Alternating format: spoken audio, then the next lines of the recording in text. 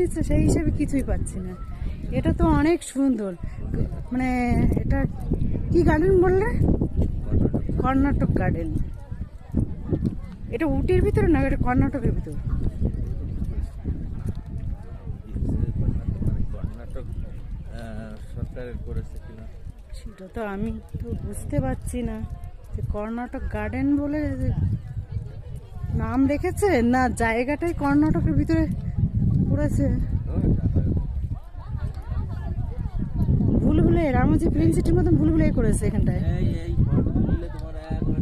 হ্যাঁ, রাউন্ড করে তুলবো।